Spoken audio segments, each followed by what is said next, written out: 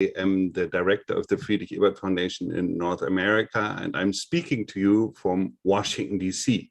But we are not going to discuss American politics today. This is an exciting week in German politics, and we have a great lineup here to discuss the recent elections in Germany. As you might have known, or I hope you know, the SPD won the elections. It seems tight, but actually it is a big victory for the Social Democratic Party. And it means a major change for German and probably also for European politics. And that's what we want to discuss today. After 16 years, Chancellor Merkel will soon not be chancellor anymore, and there will be a new chancellor. It's very likely, almost certain, that Olaf Scholz will be the next chancellor of Germany, and he will steer the country into a new election. But the victory, actually, if you look a little bit deeper, means much more, because there's a very strong, younger and diverse parliamentary group of the SPD in the Bundestag, which means also that the SPD, through this election, united as a party, but also rejuvenated and kind of reinvented itself. And that's what we also would like to talk about today. And that's why I'm very happy that we have two, allow me to say, very cool new members, not new members, one experienced member, one new member of the Bundestag. Dr. Jens Zimmermann is from Hessen, and he has lots of expertise in finances and digitalization, and he's just also a very cool chap. And then Isabel is the new powerhouse of the social democracy in the south of Germany, where the SPD is not as strong, and she's newly elected. And we will get to know both of them in this discussion, which is led by Jeremi Suri, professor of history in Texas. And I would just like to mention two more things before we start the discussion. The election is also significant on a different level because there were two other elections. I just want to mention it so to make sure that we don't forget about it. There was actually a smashing victory of the SPD in the most northern eastern state in Mecklenburg-Pomerania, where the SPD won over 40%, and the incumbent Prime Minister Manuela Schwesig continues to be the Prime Minister. But also in Berlin, the SPD won the election tightly, but did win it. And Franziska Giffey is the first female mayor of Berlin, which is also interesting, and it will be interesting how politics in Berlin will develop. But we will probably mainly look in this discussion at the federal level and how did the SPD get there? How was this success possible? A success that not many people believed in. And the SPD won 25.7% of the vote. It's a rebound from the year 2017. The CDU-CSU, that is the Conservative Union, won only 24.1%, and that's the worst result in the history of the party. The Greens won 14.8%. That is a very strong result for the Green Party, but still they felt like they were winning the bronze medal because they aimed for the chancellorship and, well, did not get close to it. It's very interesting that the Free Democratic Party, which is a libertarian party, was very strong, 11.5%. And it is very possible that these three parties, which are maybe connected by the words progress and freedom, that means the Social Democrats, the Greens, and the FDP, might form the next coalition government in Germany. So with further ado, I wish us a very interesting discussion. And Jeremi, please take over. Thank you, Knut, and thank you for that overview, that summary of what is a really monumental election. I think as historians, we will continue to look back on 2021 as a turning point year. We don't know which way it's turning exactly, but we know that this is a change, that it's certainly the end of the Merkel era and the beginning of a new era with new parties obviously in power. And so this is really going to be fascinating for all of us as scholars and citizens on both sides of the Atlantic. I wanted to start with the most basic question, and maybe Isabel, I'll go to you first, since you are the newest elected member of the SPD here. What do you think were the key factors in this election? What made a difference in moving voters in the ways that Knut described? With two words, Olaf Scholz. Obviously, I think he played a huge part in the result. People trusted him to be a good chancellor, to be a trustworthy leader, and give them security in times of a lot of change. However, there were also, of course, other facts. I think the whole party was very united in their efforts, and which is for the SPD not always the case in the past. And we also had a very clear message, and everything fit together. And we had a very social democratic message about wages that need to rise, about social security, pensions, but also climate change and how we want to stop climate change and try to renew our industry to be climate neutral. And so I think we were actually addressing all the important issues. And we had the most convincing person who people trusted that he would actually be able to deliver on these issues. That's very persuasive. Jens, would you give us your perspective? Do you think Olaf Scholz was really the main difference between this year and the last election, and what else? Yeah, that's a very good question, because Martin Schulz, who is, by the way, the president of the Friedrich Ebert Foundation, he was also a great candidate. And nevertheless, he came in with us with our worst results. So, yeah, Olaf Scholz played an important role. But listen, I mean, a good friend told me, because many people are saying the Social Democrats were lucky. And my friend told me, you know what? Luck is when preparation meets opportunity.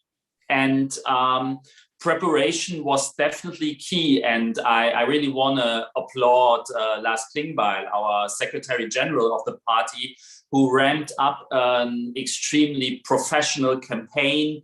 There were a lot of advertising professionals who agreed all that the SPD advertising campaign was by far the strongest. So this is really preparation. In addition to that, we had over 1 year to compile the campaign around Olaf Scholz. And this was really different compared to the last time, where Martin Schulz was nominated quite late.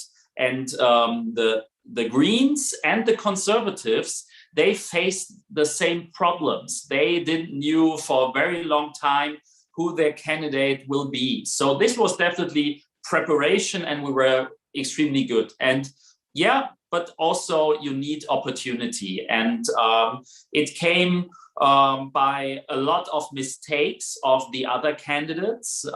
It came by the opportunity for Olaf Scholz as finance minister and vice chancellor of showing leadership during a time of crises. And we had a natural disaster in Germany, a flash flood, which haven't been seen for a very long time. And I think he showed a lot of leadership skills. And the strongest competitor, Armin Laschet, the conservative, he completely failed in showing leadership. And there is definitely one of the key moments happened during that crisis, when the federal president, also a social democrat, by the way, Frank-Walter Steinmeier, he went to the disaster area and gave a speech to the victims of the flash flood.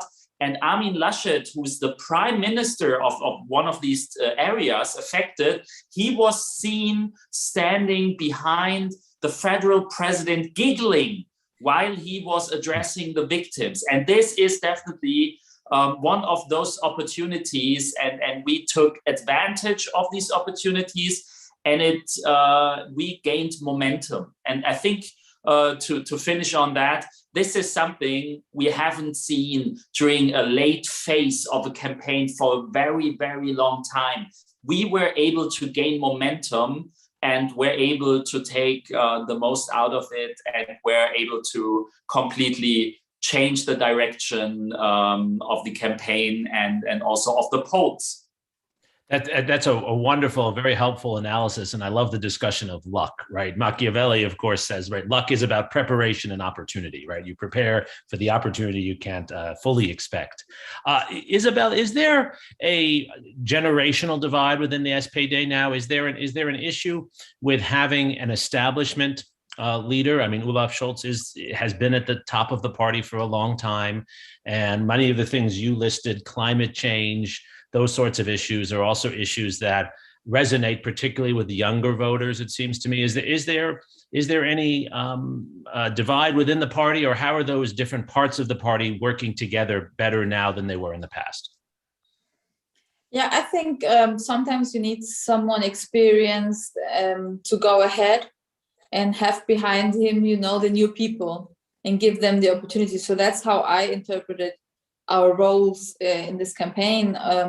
He's giving us he's going ahead and giving us the space to develop and grow and give the party a new face. But you also need someone who's leading this whole troop of young people. And I think there may be, some discussions ahead of us, of course, but it's important also to know that the young people who came now into parliament are not all the same, and we don't all have the same political idea. So I'm someone who's like more closely aligned to Olaf Scholz's political direction, whereas others are maybe, I don't know, more how to say, establishment critics, radicals. Radical is maybe not the right word within the SPD anyway, but I'm from a very industrial town, and I've been now directly elected. So I feel a great responsibility to help my constituents, through these changes that are coming upon us.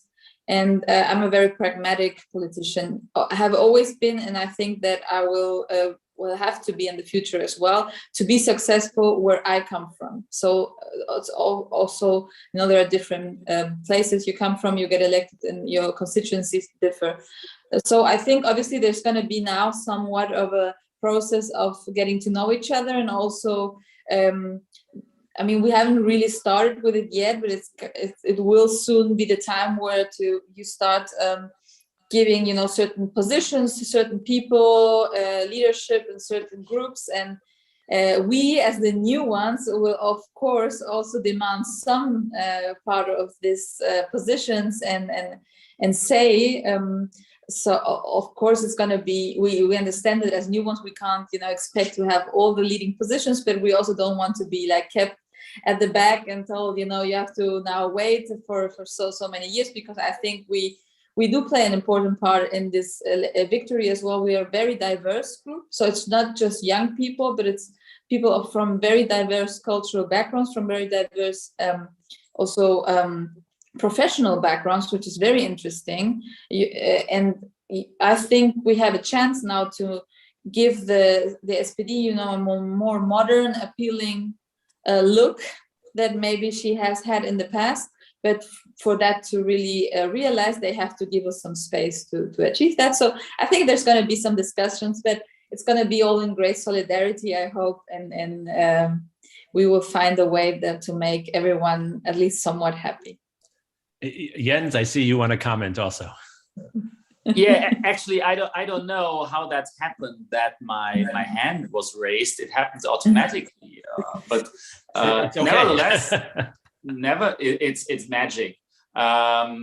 Nevertheless, I fully agree, and it's amazing seeing. 50% of our parliamentary party now is new, and this is going to be very interesting. So we have a Pelosi-style job on offer for the leadership of our parliamentary party. It's going to be very interesting because I know how it felt 8 years ago when I became member of parliament, and obviously you want to do things different and you don't want to belong to the mainstream and simply sit there, raise your hand for stuff that was invented within the administration.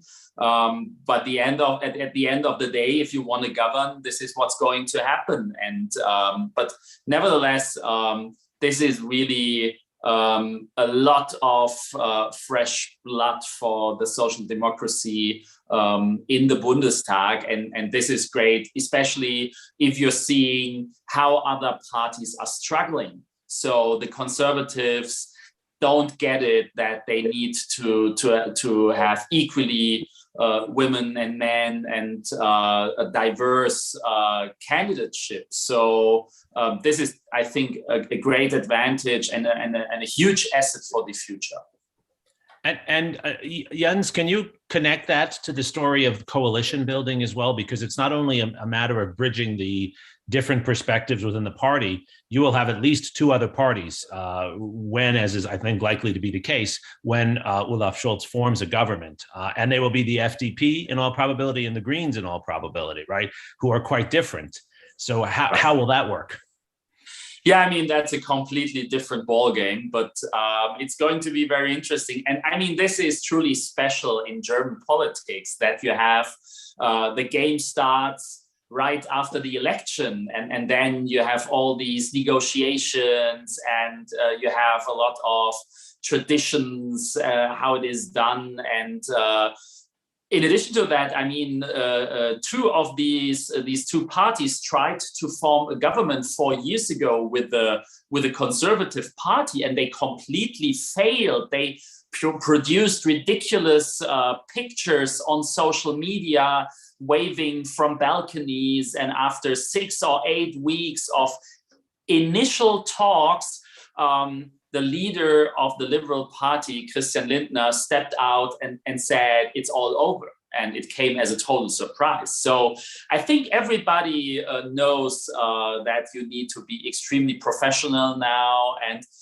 but what's important to point out is that the Conservatives are still in the game. So they didn't really accept the victory of our party. And they suggest that also the second winner might form a government. And I mean, at the end of the day, it's simple math. You need 50+1 votes in the Bundestag, and this is what you need to elect a new chancellor. And if you're able to get these votes, that's it. So it's still on the table.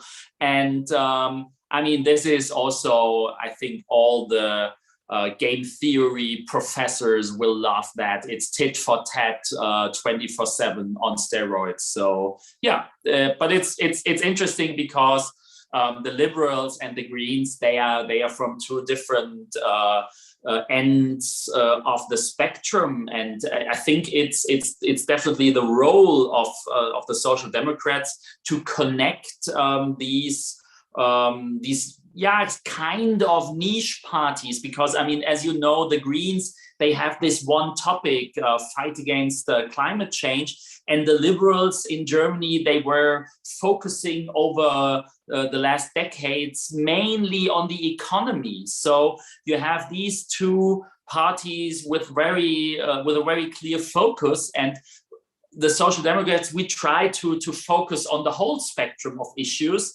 So this is going to be very interesting, and it's also about how you will be able to set the tone inside the coalition, so that all partners have a feeling they might get out or after 4 years with a successful election. And this is, to finish my statement, this is what Olaf Scholz also suggested. He said he want to form a government which after 4 years says, yeah, we might form the same government after the next election because we think it's a great government, it's a great coalition, and I think that's the right thing to do. But again, we are in a very, very early stage of these initial negotiations.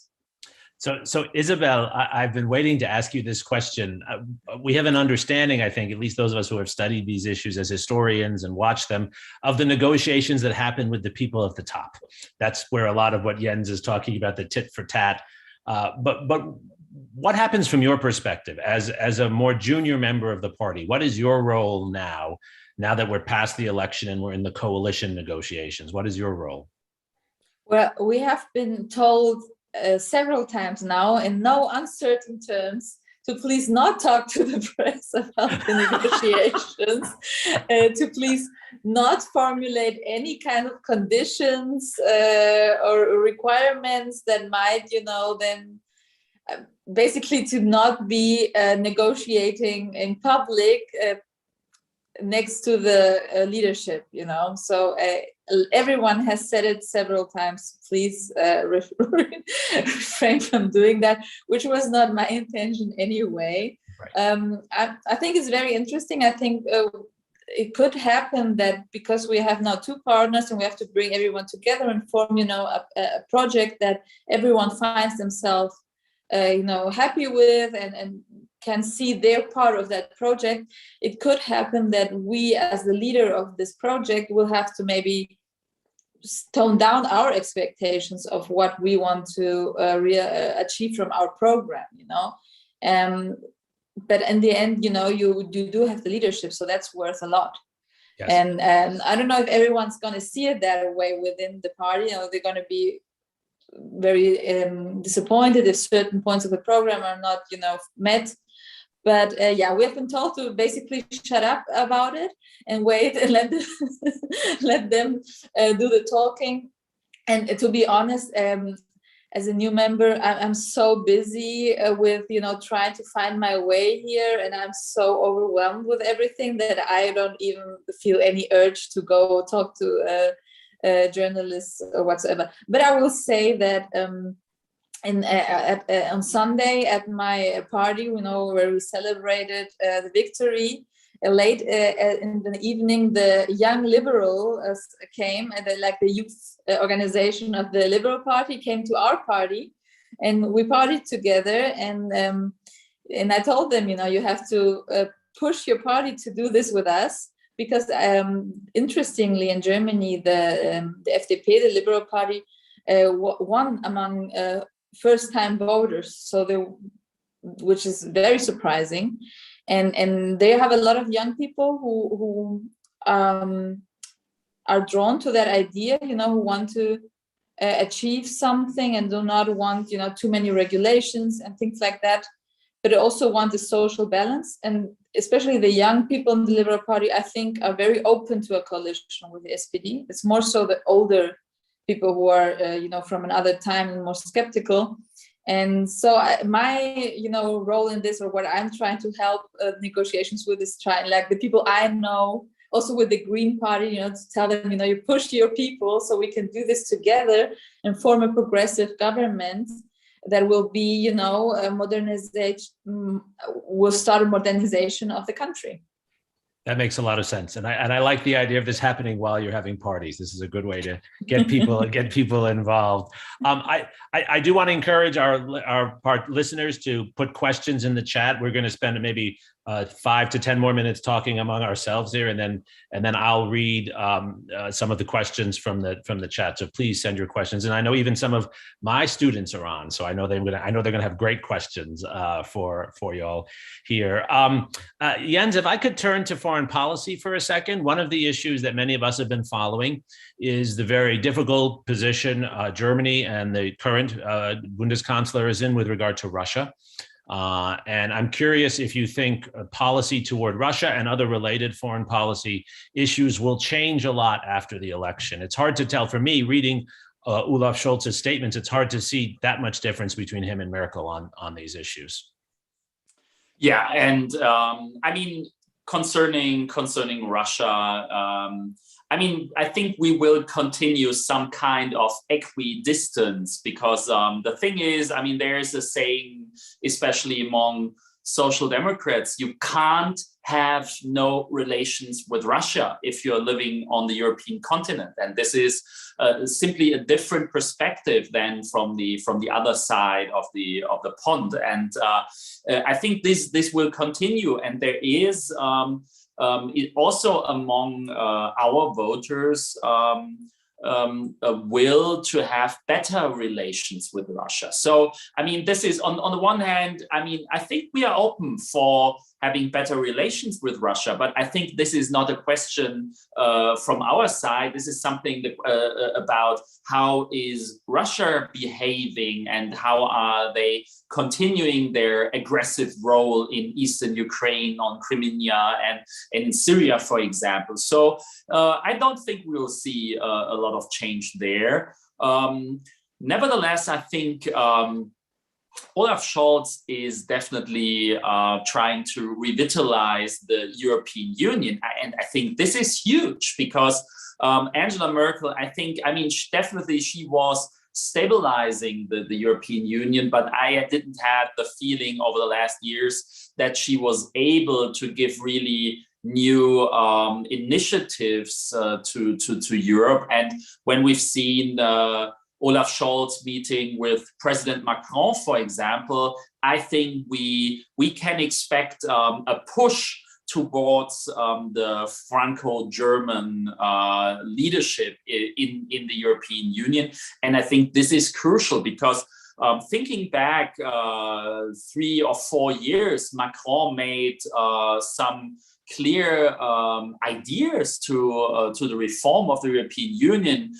His speech at the Sorbonne University, I mean, this was a big deal, and actually Germany didn't answer on his proposals. So I think we might see some additional push towards reforms of the European Union, and Olaf Scholz, he worked also very closely with the French finance minister, and we were working on the minimum taxation issue, and I think this is a huge achievement and definitely something Scholz will try to work on because I think this is a truly global issue.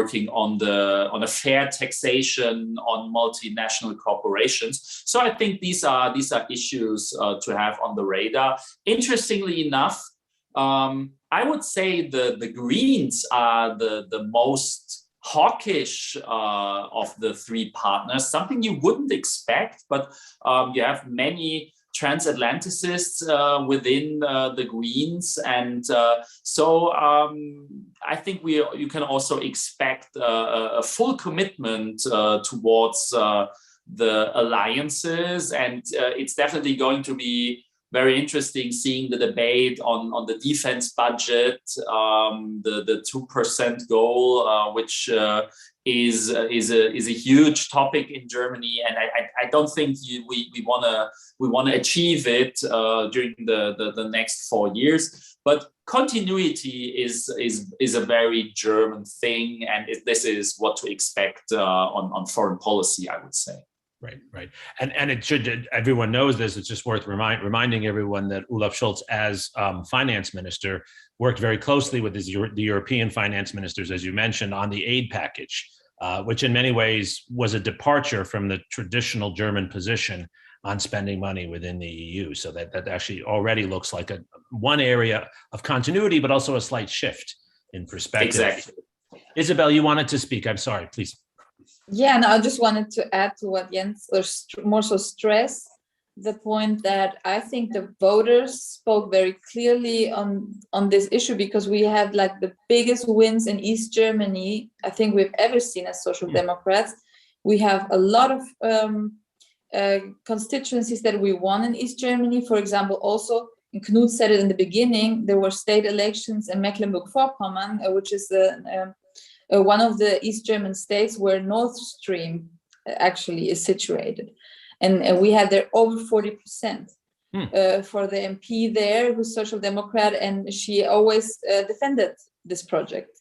So the voters there spoke very clearly on this issue, and I agree that at least now with this big chunk of East German votes we got, there is an expectation from those voters to continue civil relations with Russia, or find a way to create these relations. Yeah. I was going to ask you, Isabel, about the South, but now I want to ask you about the East. I mean, one of the traditional issues, again, we study as scholars in the US of Germany, is again the continued difficulties of the East-West divide. You know this obviously better than I do. How can we think about that issue now? Is there evidence in this election of moving beyond that for the reasons you described, or what are your thoughts on that? Well, I mean, there is some encouraging signs. For example, that we won so clearly also in East Germany.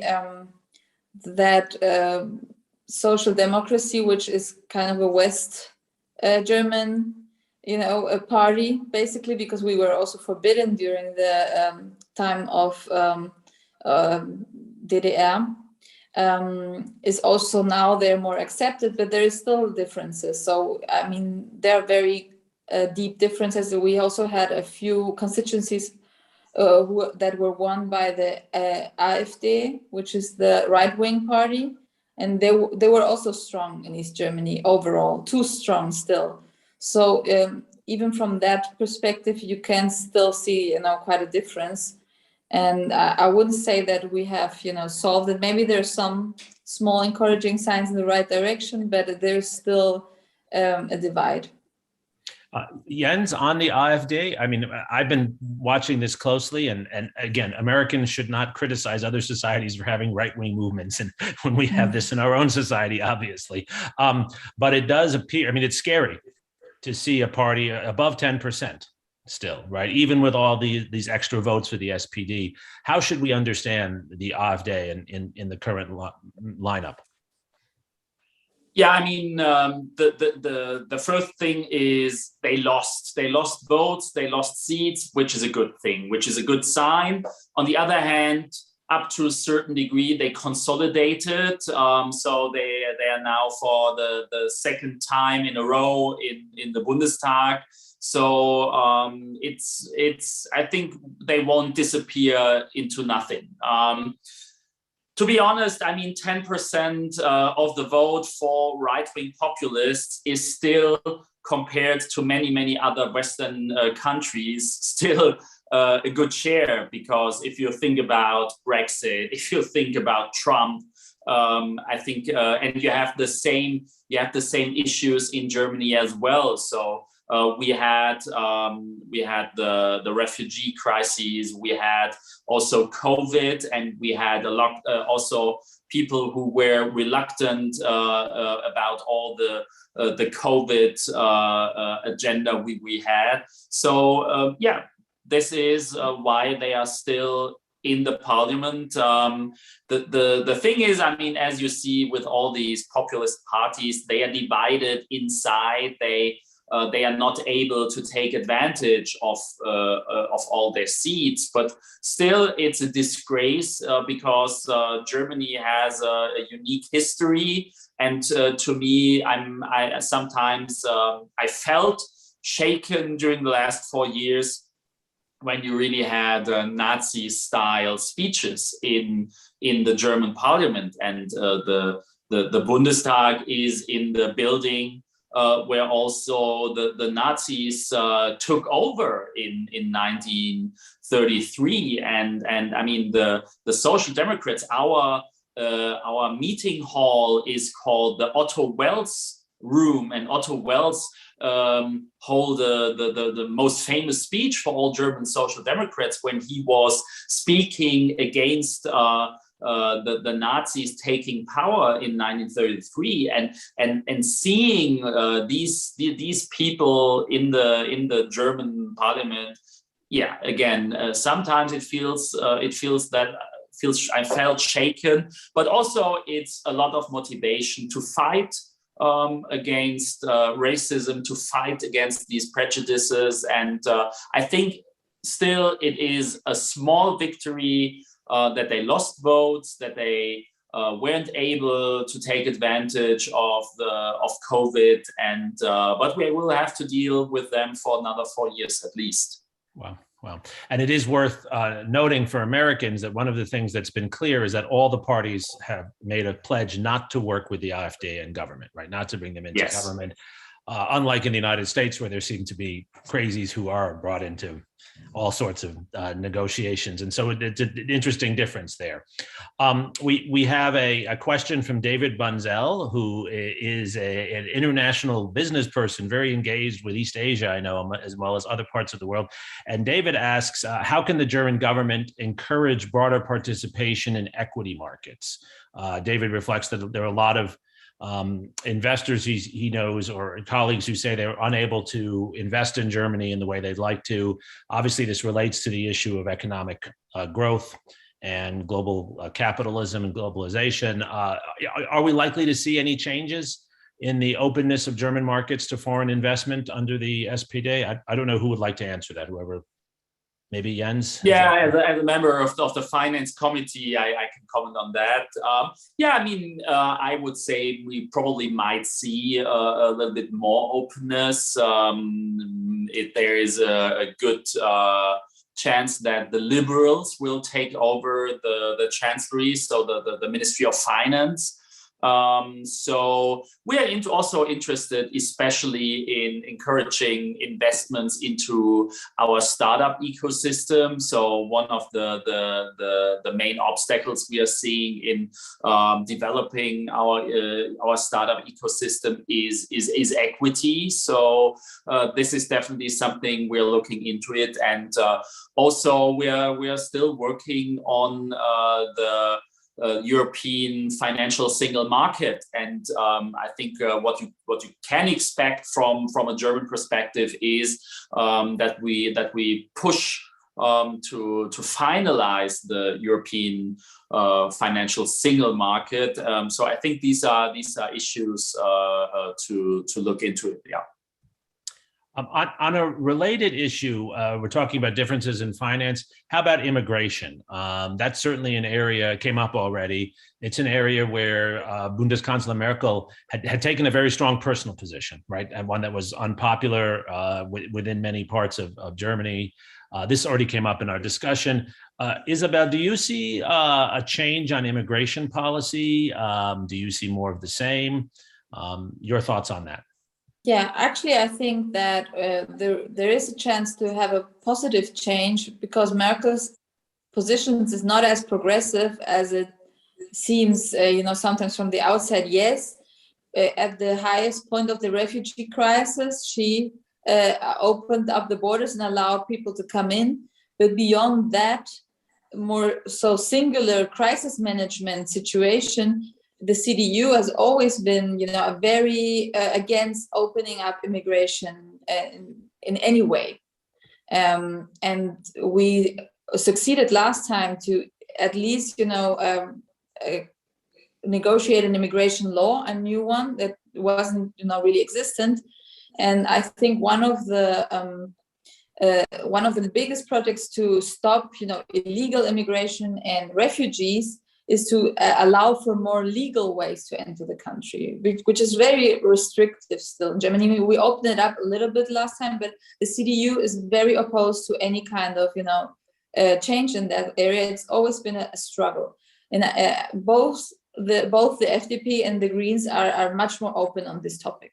So I'm actually very hopeful. It's one of the things I've always also, when I was campaigning, would stress, where I think we have really a good common ground, that we can open up the immigration system with a more immigration law that opens up more opportunities to come to Germany for work, for studying, for different kinds of purposes, and also, which is very important to me as well, to allow those people to become Germans at some certain point. We still have citizens who have lived here for decades who do not have the German citizenship, because it's also very restrictive.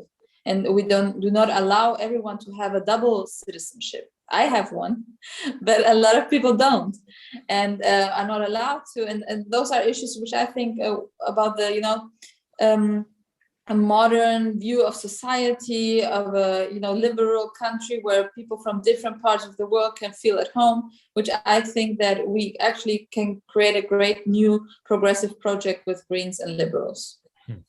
I remember very fondly one of our trips with the Eber Stiftung was to Hamburg when Olaf Scholz was mayor of Hamburg. And I remember him saying to us, especially the group of us who were Americans there, that Hamburg had taken in more refugees from Syria than the entire United States. And that was, and I didn't actually believe him, but then I checked and he was accurate on that, which is extraordinary because we think of the United States as a country of immigrants. We don't necessarily think of Germany that way, and to think about these differences and how challenging these issues are. And so I guess, Jens, that leads me to ask, is this movement on immigration that Isabel describes, and it seems there is a consensus here, is that also dangerous? Does that actually trigger more xenophobia? That's certainly part of the issue we see in the United States with the two parties sort of playing off one another on this. Is that a concern you have? Not really, because it always depends on the way you are organizing it, and I think that the problem what we are seeing here is that we have so much ridiculous regulations. So you have very integrated people who need to leave the country because it's the law. And very often I get phone calls from craftsmanships, for example, telling me that this or that person from this or that country definitely needs to stay because he's or she is such a good worker.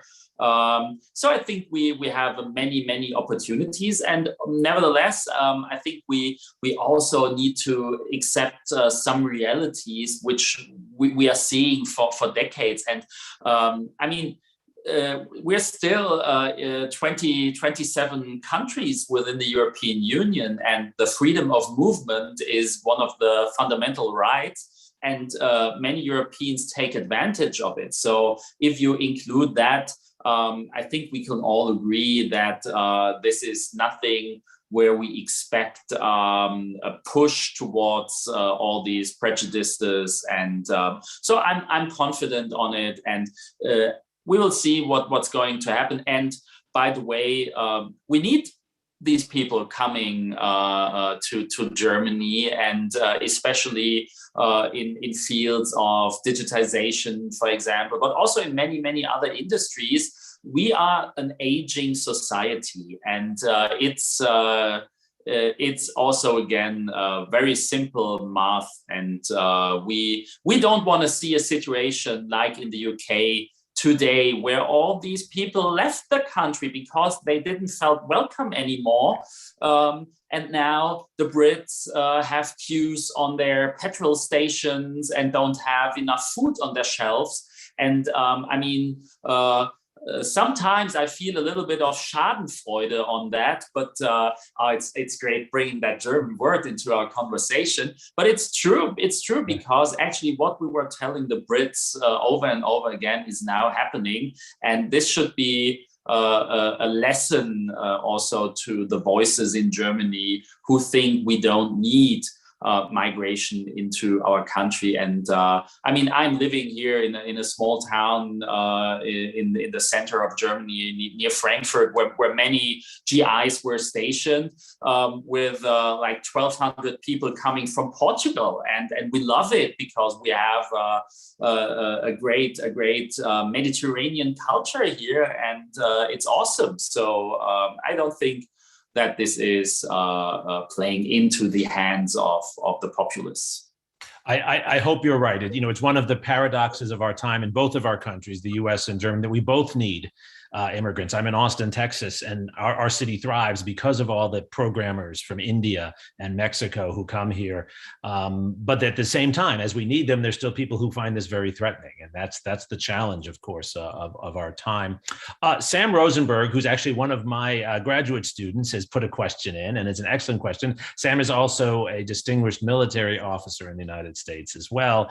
He asks for your stance or your thoughts on how the SPD and a possible coalition would approach discussions of an EU military, particularly in the wake of Afghanistan. Obviously, also Macron's anger at the United States with regard to the submarine deal with Australia. I think Macron has called even more explicitly now for a more independent European military force. Your thoughts on that? I don't know who would like to take that question, but I think it's an important question. I can start, and Jens can probably add to that. I'm not an expert in the field of military, but as far as I know, there is a big part in the SPD who looks at the European Union maybe as a solution about this military issue. That how can we stay, have a certain military strength without overspending, as a single country, and to bundle, the competencies within the military, within the European Union is a big goal.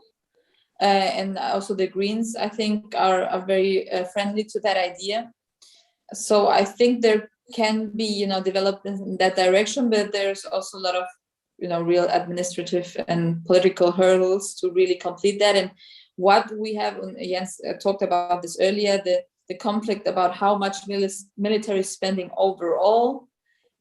That's obviously something that's not have been decided yet, because if working together in the European Union in the end leads only to more military spending, then that's not really, at least what I thought the goal was, with the idea of working together. So I think it's going to be an interesting discussion, but I think we can maybe make some more progress with that towards the idea of working within the European Union on these issues. As in many other issues, we all, I think, want to do that more in the European sense than in a national context. Jens, your thoughts? Yeah, I fully agree. I mean, still, again, on the German history, and I was in Washington like 10 weeks ago, and had a very strong argument with a US colleague, and about what Germany should do, and that it's we can't mingle through anything, always telling people that German history is difficult and military in Germany is also a different story. But nevertheless, it still plays a role. But due to that, we feel quite confident when it's about integration with our neighbors, and so many arguments are in favor of more European cooperation on that. And I mean, also the ideas are on the table. I mean, pooling and sharing is key, because the European taxpayers, I mean, if you add up the 27 defense budget, it's a huge defense budget.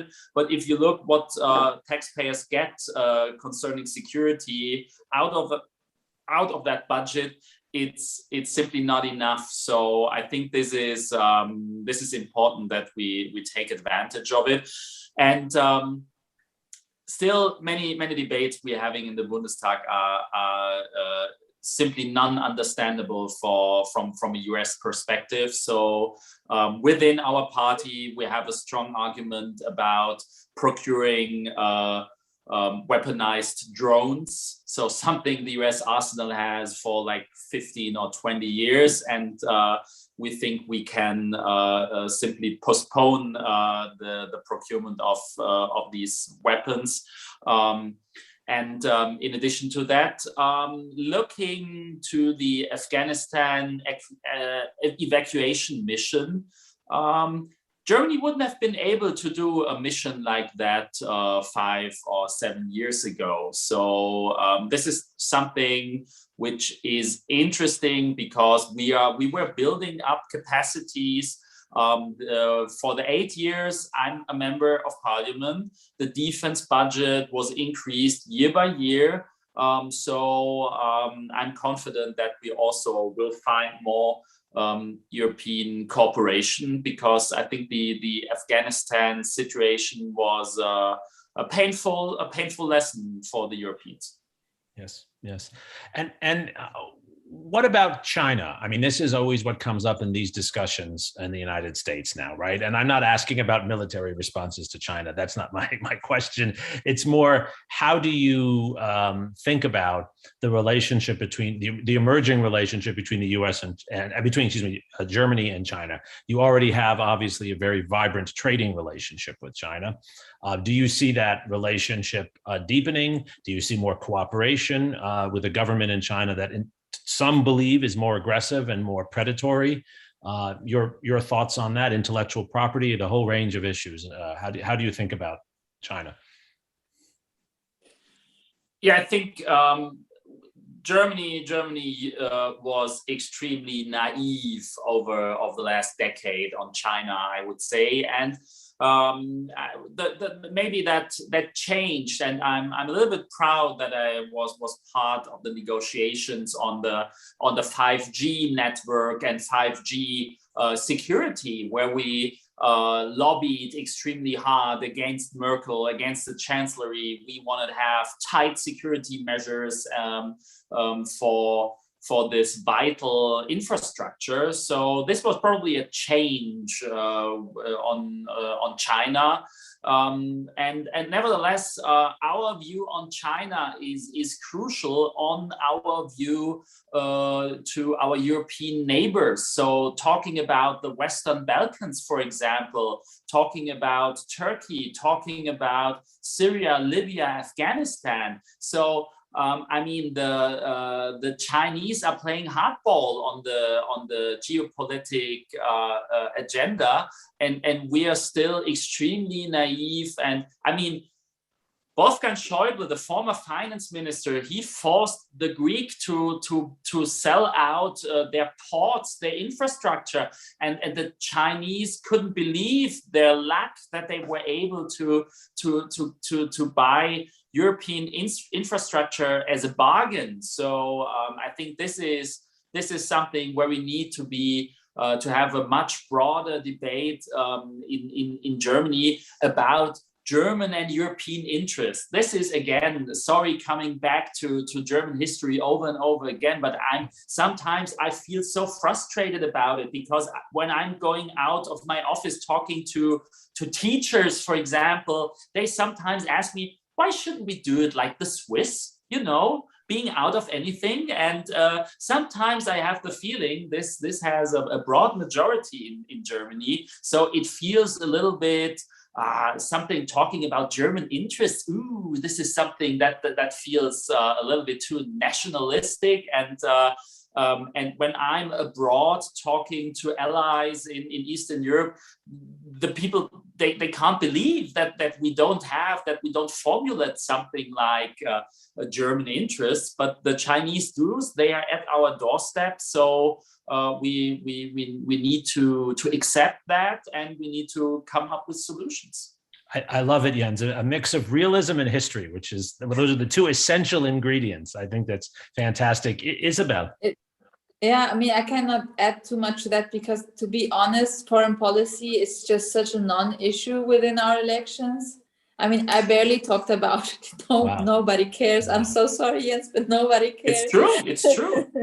Like, it was such a national election, and it's problematic in some ways, because a lot of the challenges we are facing also about climate change and digitalization and things like that are very international, at least European issues, but it's very difficult to frame them within a context that is wider than Germany. And I'm also a local councilwoman in Mannheim, and even there, like, we have activists telling us, Mannheim has to be climate neutral in 5 or 7 or 8 years.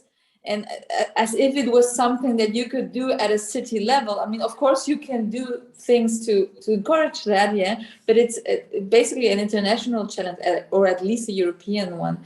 And but within these elections, foreign policy is always a non-issue in Germany. I mean, a lot of people are more so of the view that Jens formulated, that we should just stay out of everything. And even the Afghanistan debacle, didn't really impact the election in any meaningful way. It was in the press for a few days, maybe weeks, but it didn't sway the results. And Isabel, just so I'm clear, when you say foreign policy is not an issue, does that also include European policy, or is European policy an issue in the elections?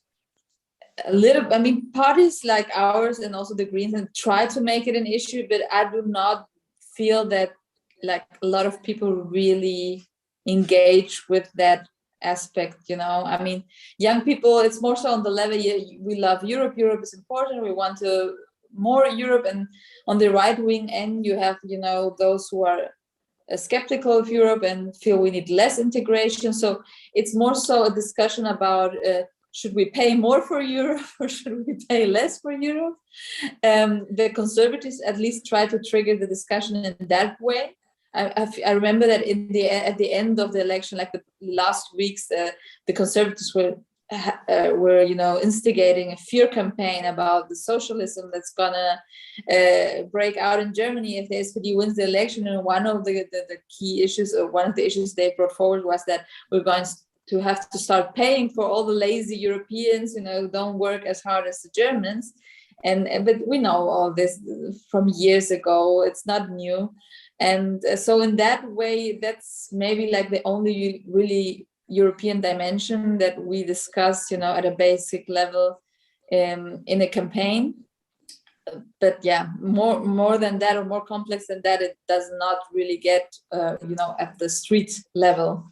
In that sense, it sounds similar to an American election in that respect. We have one more question. I think this will be our last question. It's an excellent question. It comes from Jeffrey Rathke, who, of course, as many know, is at Johns Hopkins University, writes really wonderful things follows Germany very closely, former American diplomat, actually.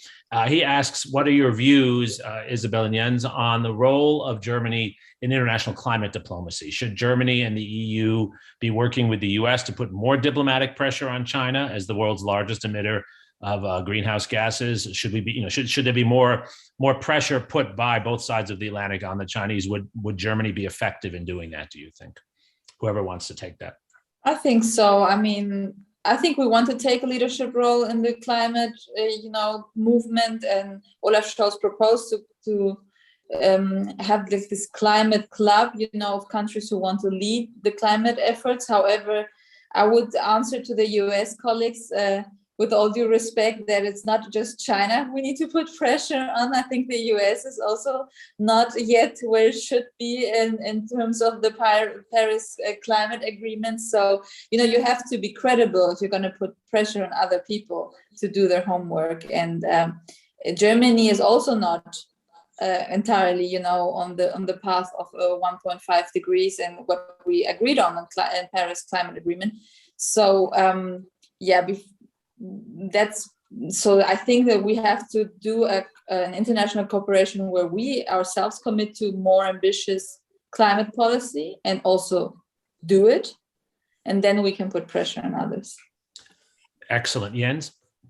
Yeah, I mean, there's a great piece in Die Zeit today talking about a social democratic decade, probably, and it focuses very much on the role of social democracy in the fight on climate change. And I think this is why you should expect also Germany trying to push, but also trying to lead. And I think it may be the most effective way we might able to lead and to be a role model is in showing that it is possible. This is also what Olaf Scholz mentioned during his speech, where I think he was very strong. Of course, Germany is only 1% of the population of the world, 2% of the CO2 emission. But why should we do it? Because we can. And I think I agree fully on that. And I would add, we need to show that we can fight against the man-made climate change in a way that our societies are not even more divided, because this is what the Trumps of these worlds put into office, that people have the fear of losing their jobs and thinking the rich are forcing them into poverty and still having the big cars and the private jets. I think that's a perfect note to close on. It seems to me one of the reasons I've enjoyed this conversation. You've taught us so much, Isabel and Jens, but also I think it acts out the cooperation across the Atlantic that's so necessary, and mutual understanding between the United States and Germany. I can't conceive of any way we deal with our big international problems without the US and Germany working more closely together, not just at the government level, but also across universities, across businesses in many ways. And I'm so optimistic because I think we have governments on both sides, or we will have a government in Germany and we have a government in the US that at least are going to try. And at least that gets us started. And this election, I think, was an election in Germany embracing transatlantic cooperation. So I'm really excited for the future and for future discussions. So I just want to thank Jens and Isabel for joining us. We know how busy you are, and you took a lot of time to be with us. I want to thank Knut and Lauren at the Eber Stiftung for organizing us. And I think then we are done. See you all soon, I hope. Thank you very much. Goodbye.